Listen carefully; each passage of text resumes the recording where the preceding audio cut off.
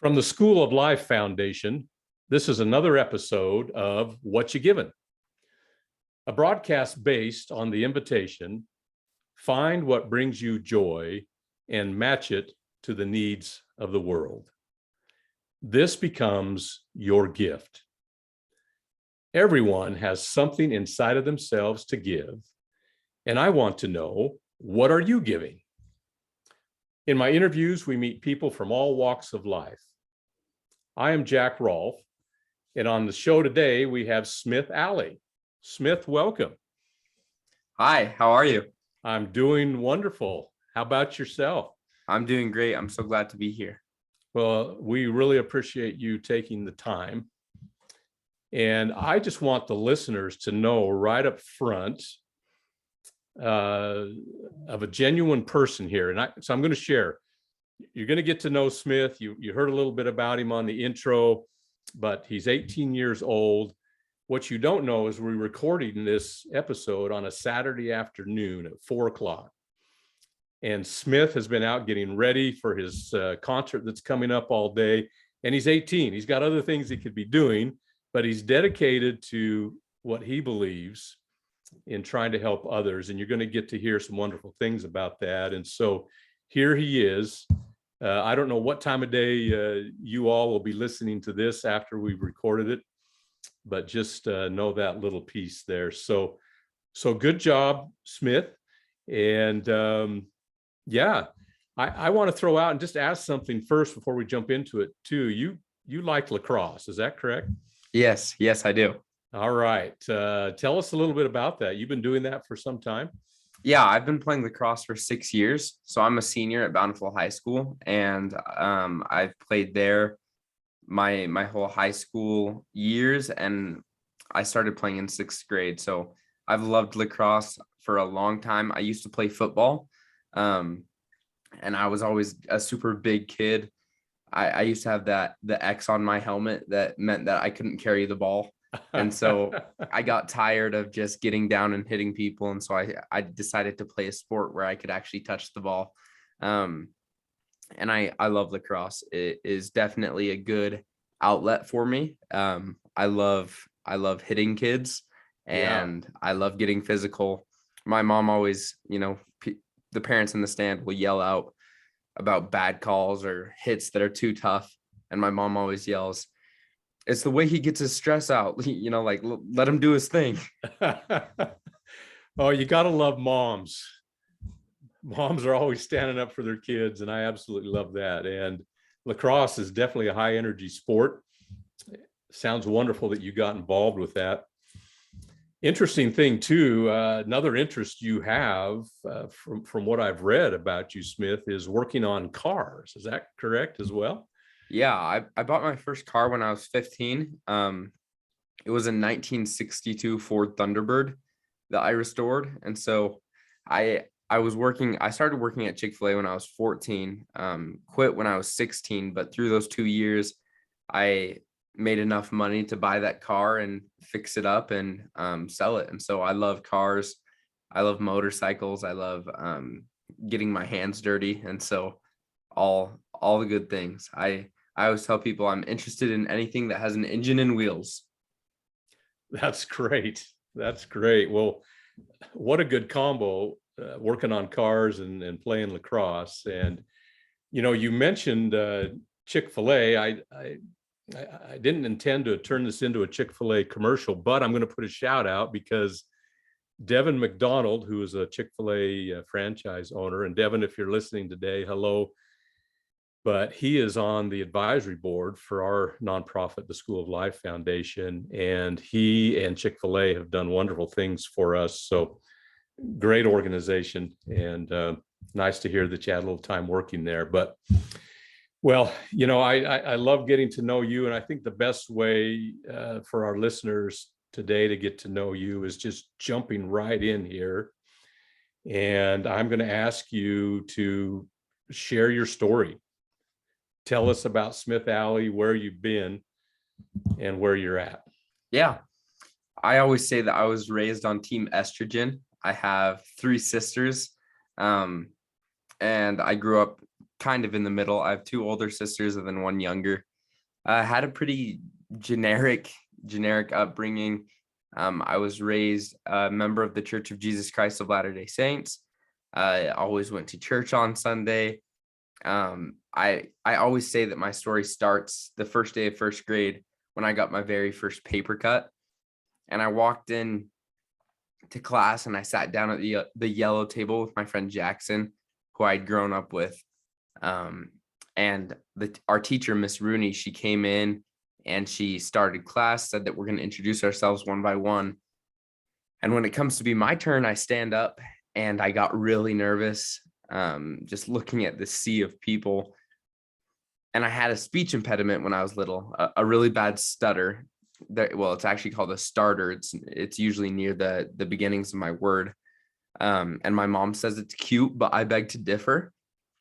And so I get up there and I say, my name's Smith. And I was just so upset with myself. I was so angry. I was like, this was my one chance that I had to impress all of these new people. And I'd blown it. And so I sit down and I remember so vividly the girl at the red table, right next to the yellow table. She turned around and she looked me straight in my eyes and she said, "Why can't you talk right?" And that day was the day that I realized I was different than everyone else. And I felt isolated. I felt alone.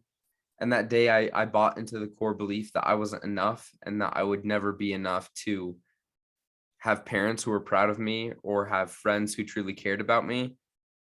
And I bought into that and I believed it. And, that's just kind of how life was for the next few years. When I was 9 years old, I was innocently exposed to pornography online. I was just on the internet when I clicked on a link that wasn't what it appeared to be. And I saw soft pornography for the first time. And my parents had the discussions about what it was and what to do when we saw pornography. They were very proactive parents. We had restrictions and filters. We had Wi-Fi routers that filtered out inappropriate content. And yet still I saw this and I remembered my parents saying, when you see pornography, turn it off and tell an adult. And so I'm thinking about that and I turn it off and I set this tablet down that I had. And I remember the second part of that, which was tell an adult. And immediately I thought back to that kid in the first grade who didn't feel like he was enough. And I was scared that even though it wasn't my fault that I'd been exposed to that I hadn't intentionally sought that out, I was still afraid that my parents would be embarrassed or ashamed of me for what I had seen. And so I didn't tell them about the experience and I kind of just swept it under the rug until about 9 months to a year later, when pornography crept back into my life as a small drug. It was a fix to everything that I was feeling and dealing with. Truth be told, it was the only love that I felt deserving of. I felt like if my family truly knew who I was, this evil person that I thought I was, that they wouldn't love me, and that they couldn't love me. And so I thought that I had to settle for this fake synthesized version of love. And at the same time, I got social media and I started to compare myself to the perfect lives of everyone online. And I would see them on vacation or hanging out with friends when I wasn't invited, the highlights of their lives when I was just looking at my very boring life. And I hated that. I saw these guys on the beach that had washboard abs. And as you can tell, that's not me. And it never has been me. I was always the chubby kid in elementary school. And I started to hate my body and the situation that I was in. And it got to the point in the 8th grade, I was sitting in my woodshop class and I made a plan to take my life. I didn't believe that if anyone knew the true version of me, if anyone knew who I was inside, that they could truly love me. I didn't believe that they cared or noticed if I woke up every single morning. I didn't believe that they would care if I woke up the next morning. And so I made this plan to take my life, but it all revolved around the fact that I didn't want my parents to find me, because I knew and I believed that they were good people, and they had done not only so much for me and my siblings, but for other people in our community, and they were always serving people, and I didn't want them to have to deal with that. And so I made this plan that all revolved around the fact that it had to happen when my parents went away for a weekend getaway. And I remember a Sunday, they told me and my siblings that they were going away for a weekend the next weekend.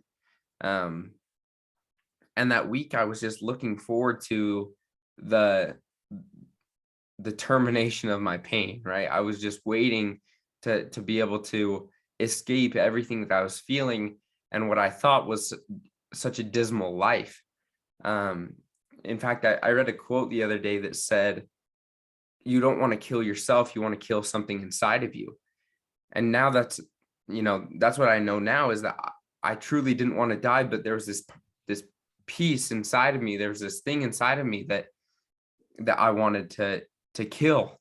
And that Wednesday before they went out of town, I was on Instagram scrolling on social media, and I found an organization called Fight the New Drug, which I'm sure many know. It's a non-religious, non-legislative organization trying to educate people about the harmful effects of pornography and how it fuels the sex trafficking industry. And I just went down this rabbit hole, and I started reading all their articles, and I started reading everything that they had posted. And I learned about myself that I wasn't a bad kid, which previously I thought that was the case. But I found that I was a good kid who was wrapped up and enslaved by bad content. And that was that thing inside of me that I wanted to die. That was that thing inside of me that I wish would leave and would go away. And I don't think it's a coincidence that the next day, one of my now mentors named Rob Eastman, came into my 8th grade health class and shared with us his story about substance abuse, living a life of a drug addict, and his story with suicide. He ended up in his 30s above the Bountiful Temple with a gun in his mouth. He had long forgotten about God, and he believed that God had no place in his life, but his mother was a God-fearing woman. And so he wanted to pray one last time to the God of his mother. And when he did, he said, "I don't know about this thing that you guys call the still small voice. I'm going to need something a little louder than that. And if I don't get a sign before I open my eyes, I'm going to pull the trigger." And just before he was about to open his eyes, he heard this loud boom. And on September 1st, a firework display went off above the Bountiful Temple. And he heard a voice say to him, "Is that loud enough?" And that day started his recovery from drugs, and then also his journey with mental health.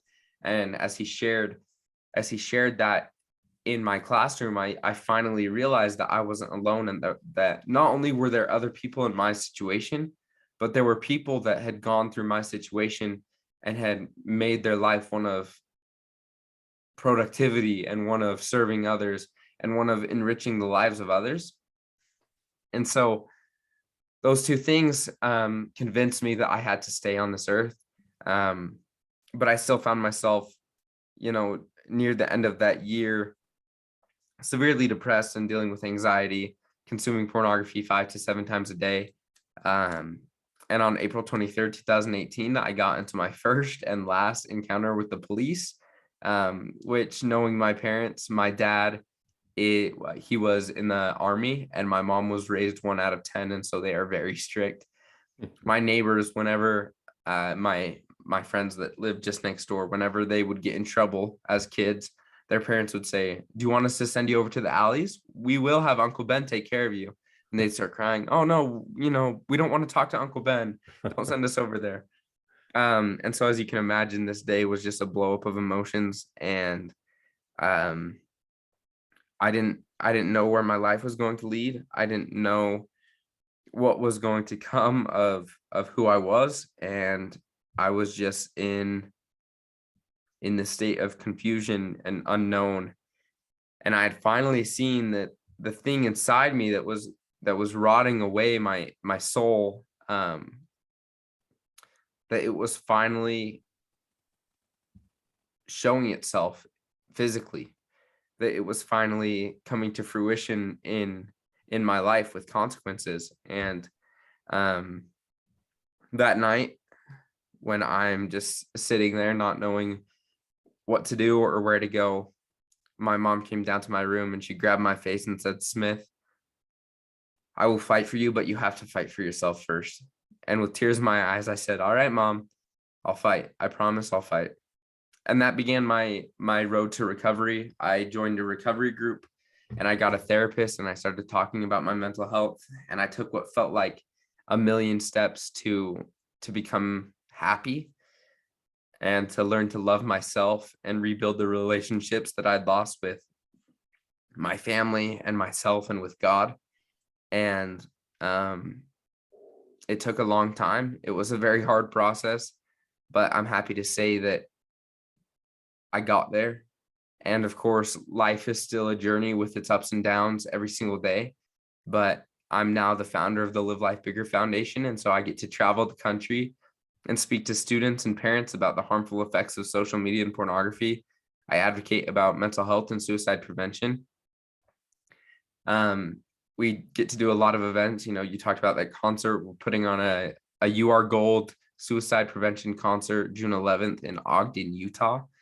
And it's going to be a great resource. We're going to have 36 licensed therapists there. We're going to have 20 therapy dogs that are all golden retrievers walking around, food trucks, lots of music. It's going to be an amazing event where people can go and actually get tools to take home and apply them to their life. I have a teen team of 30 teenagers in probably an 80-mile radius that meet once every other week to spread light on mental health, and then also just do random acts of kindness. I also am the owner of a company called Protecht Strong, where I help parents bridge the gap to tech. I saw this huge gap where my parents, their generation, is the only generation that will ever have to grow up without technology, but have to raise kids who only know the digital age. It's a historical phenomenon that's going on and no one's talking about it.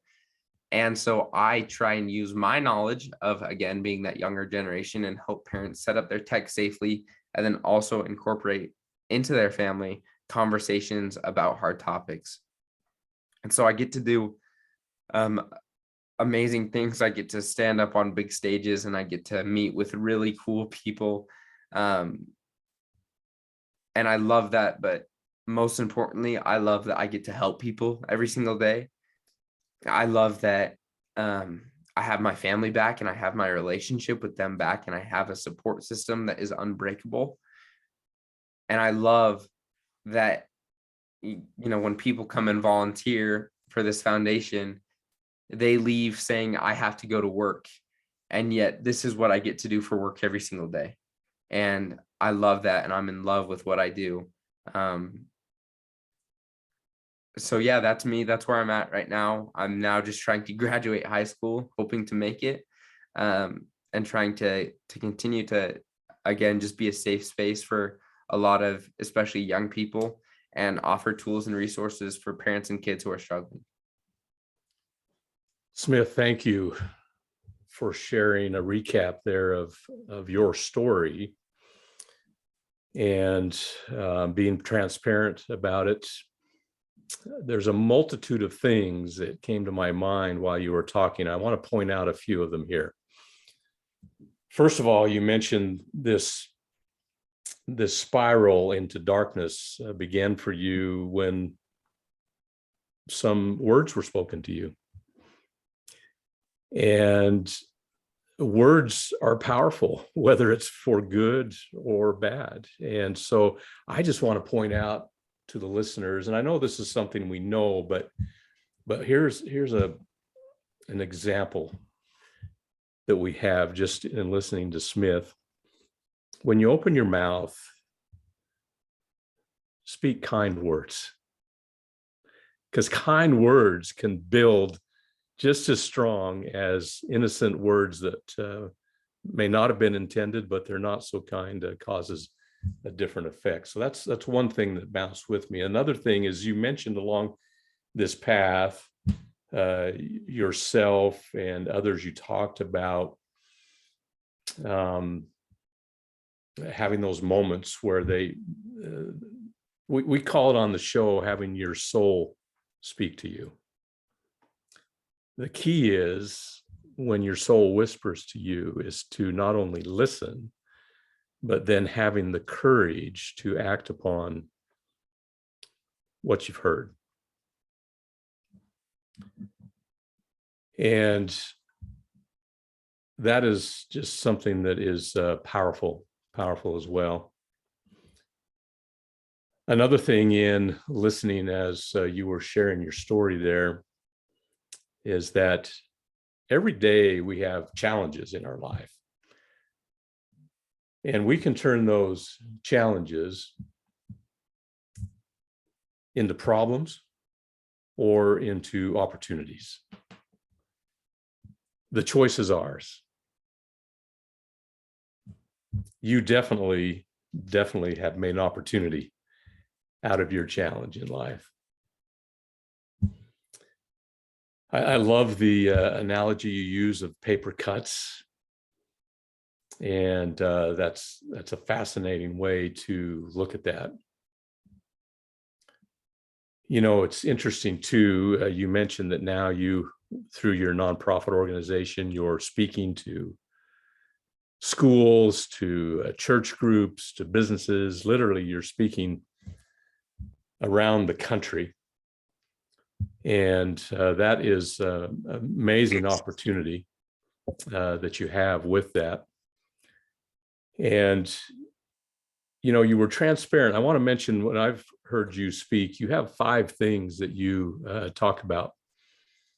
And before I jump into that, I'm going to mention to those that are watching us on YouTube, we lost Smith for a minute. When you see him come back on, it might be a little bit different here, but he's back with us. And technology is awesome.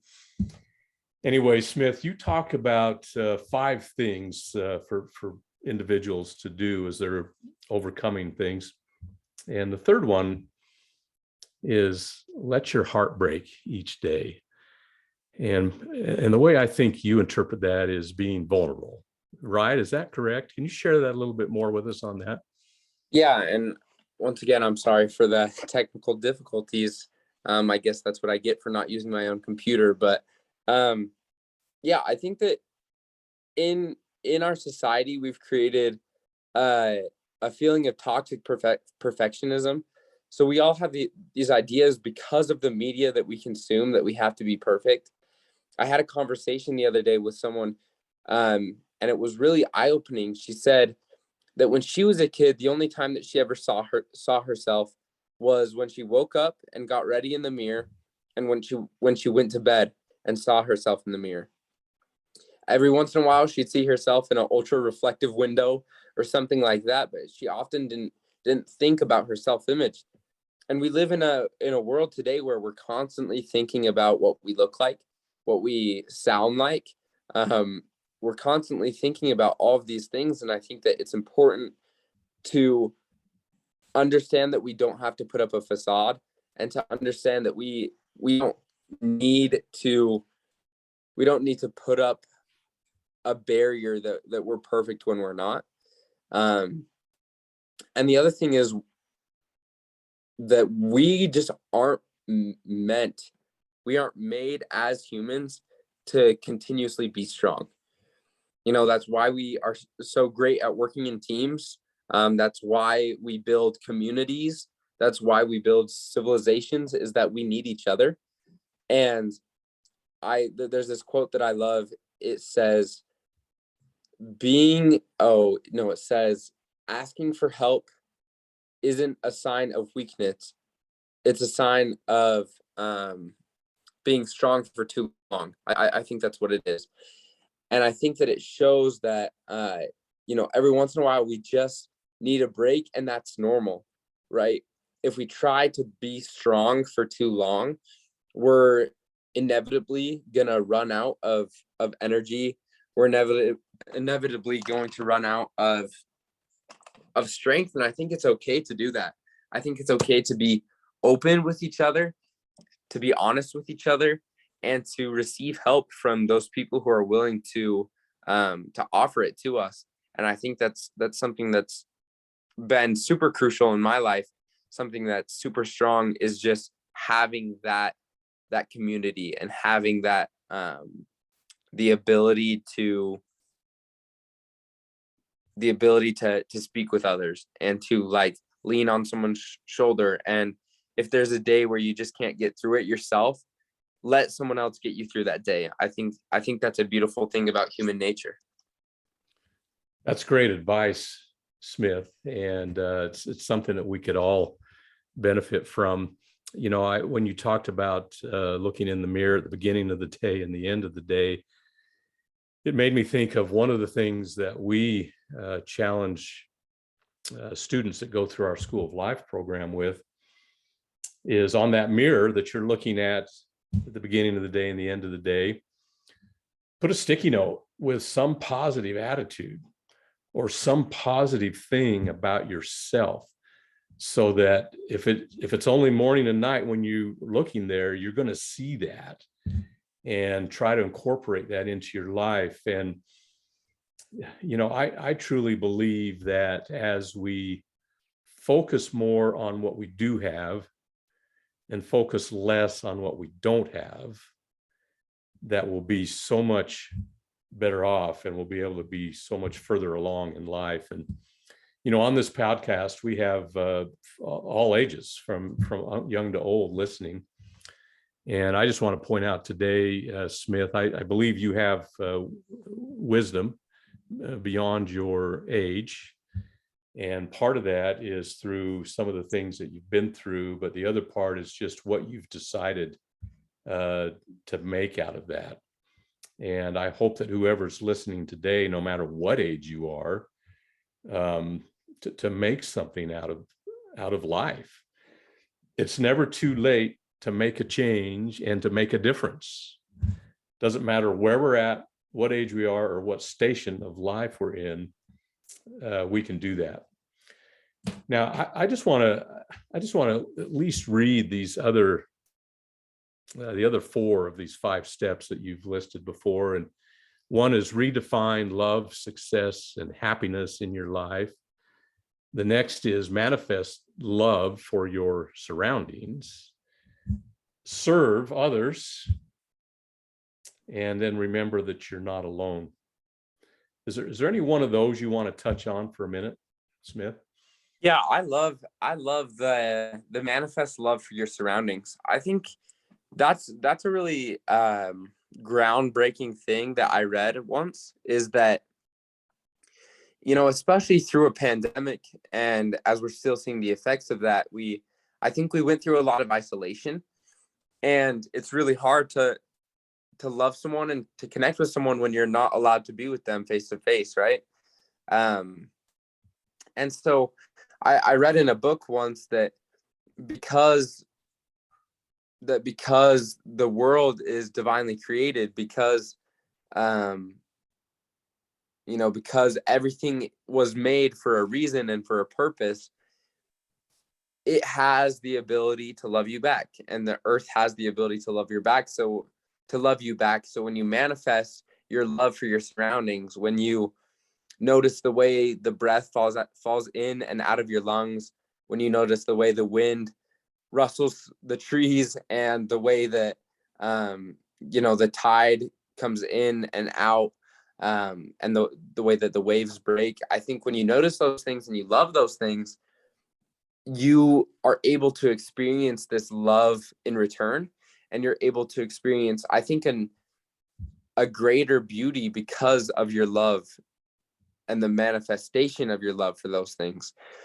And I think that really shows that no matter where you are in life, because there's going to be times when you're alone, and there's going to be times when the people that you thought had your back the most, that they walk out of your life. And we're all going to go through times of isolation and loneliness. And despite where you are on your journey, despite who is with you on your journey, you can still receive love, even if there's no one around you.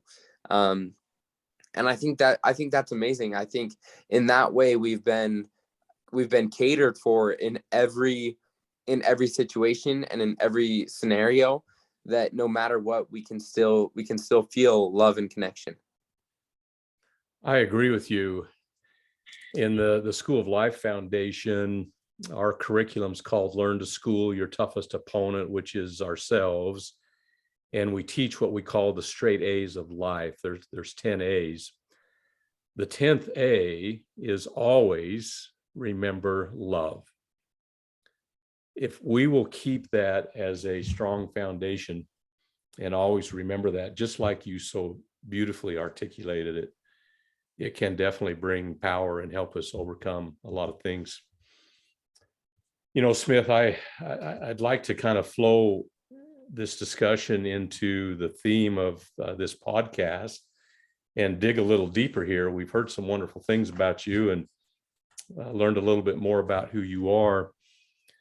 But the theme is find what brings you joy and match it to the needs of the world.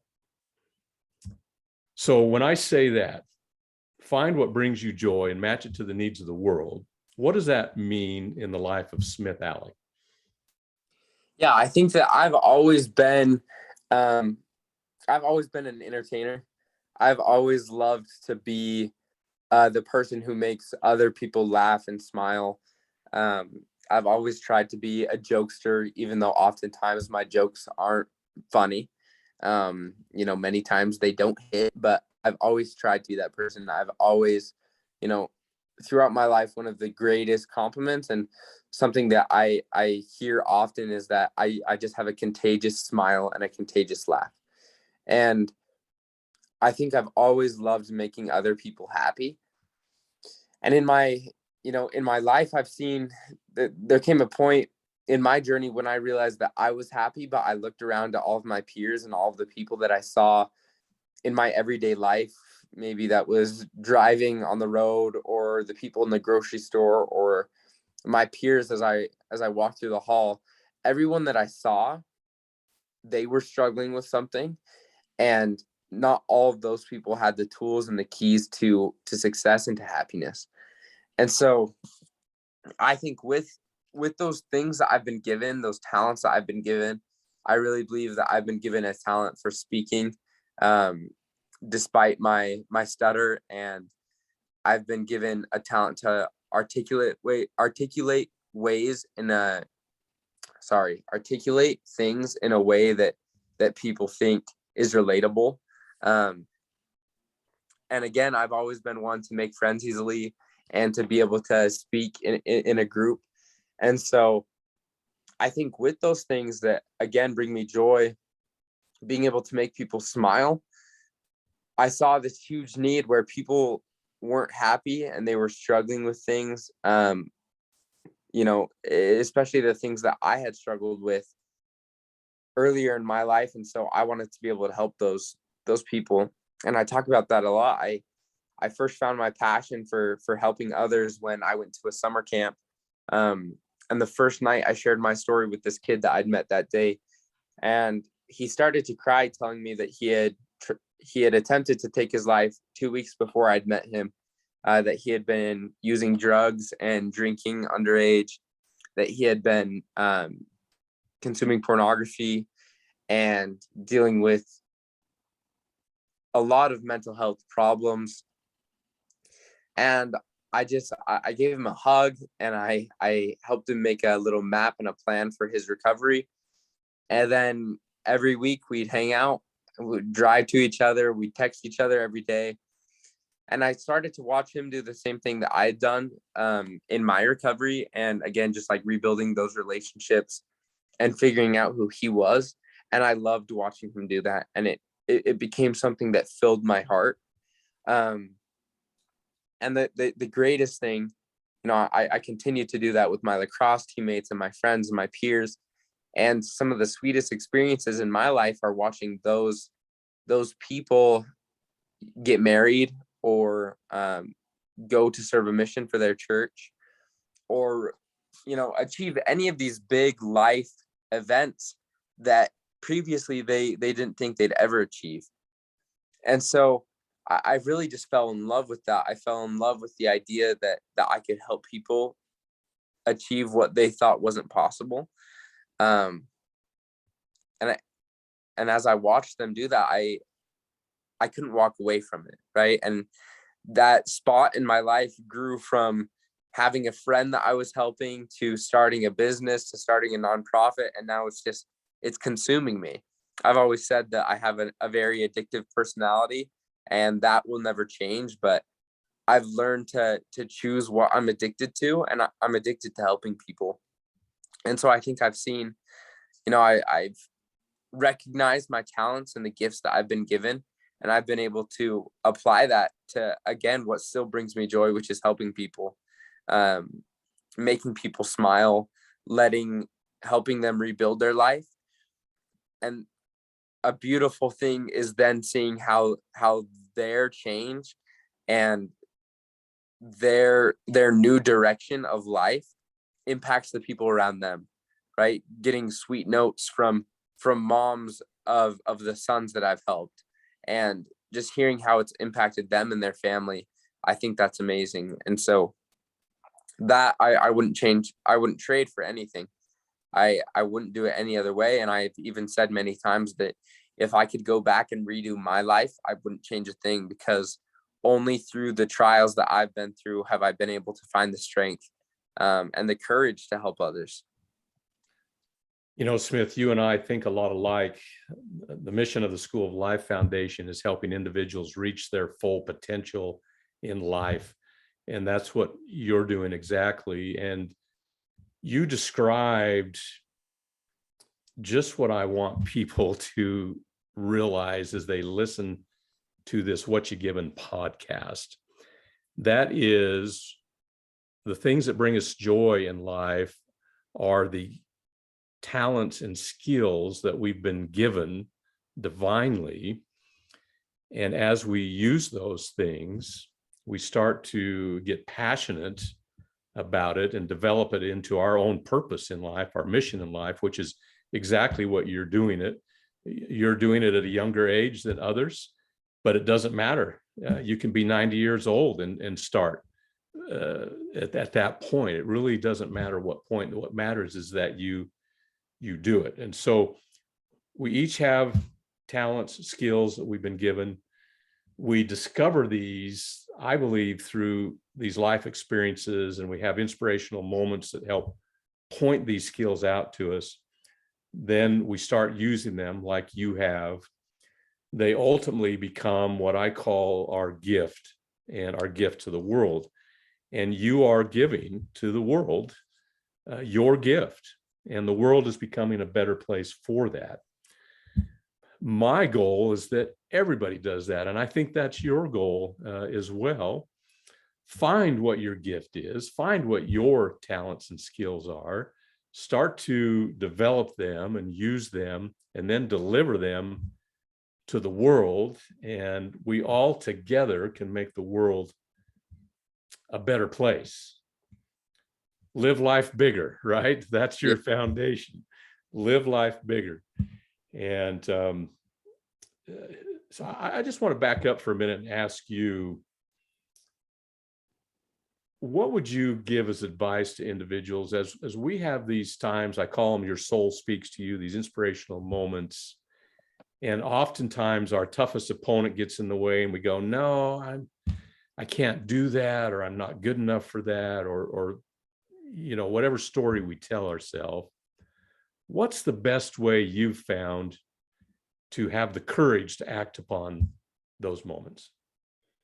Yeah, I think there's a quote that I try and live by. It says that we all live two lives, and the second one starts when we realize that we only have one. And so I think that a lot of the time we live in fear. We live in fear of what other people are going to think. We live in fear of failure.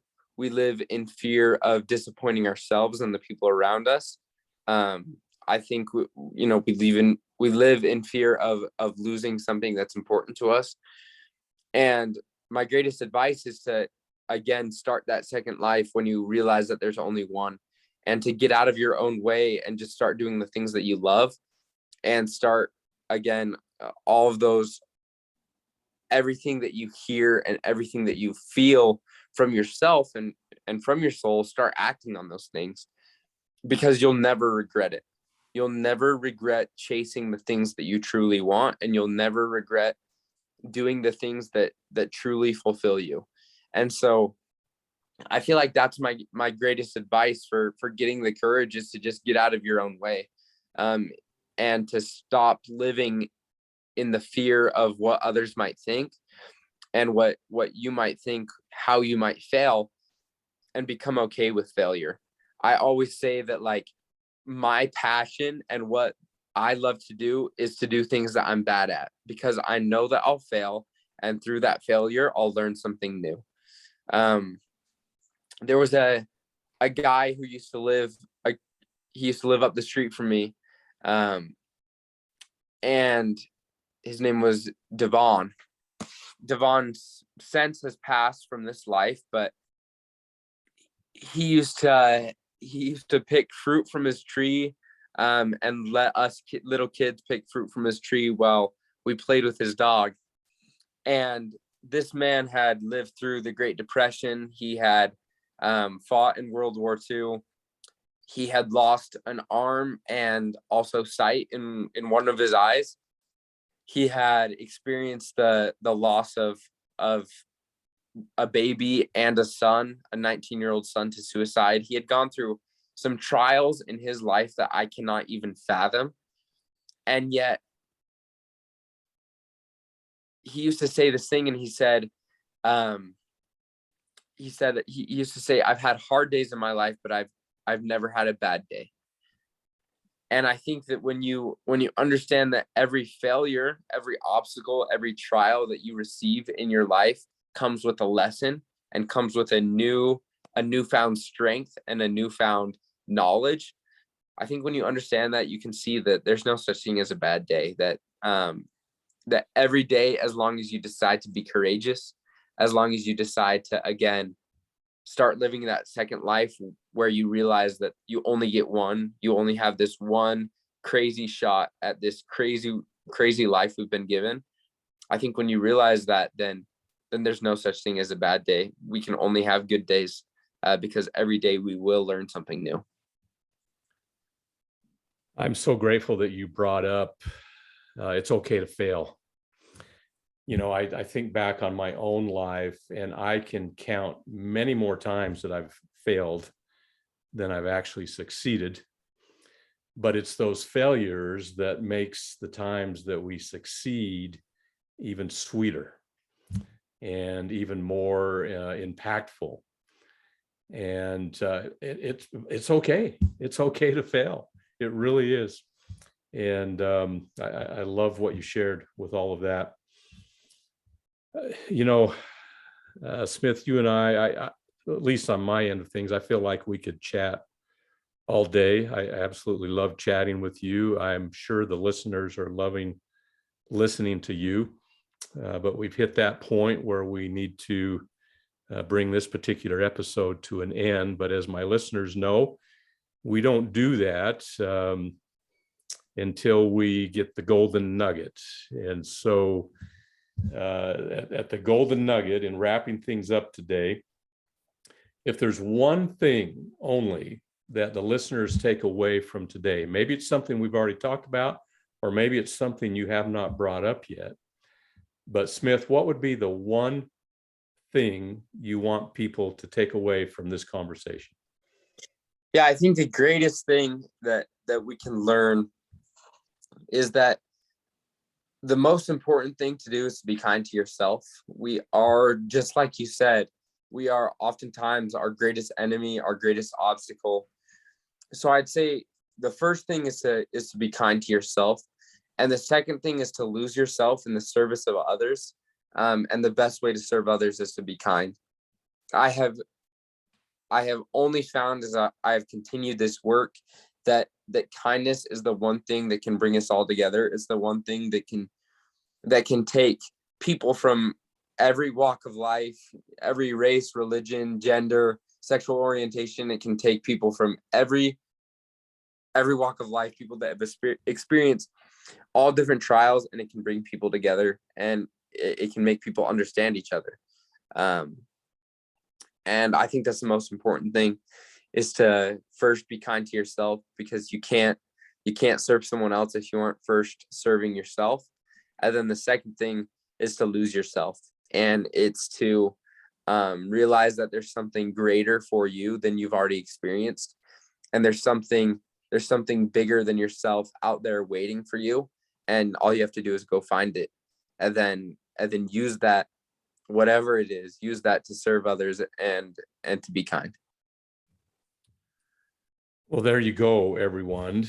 Be kind to yourself and lose yourself in service to others. Now, if there was ever a need in the world right now, that need is definitely a little more kindness and a little more service. And so if you'll use this golden nugget from Smith today, our world will be better by everyone grasping that and moving on to that.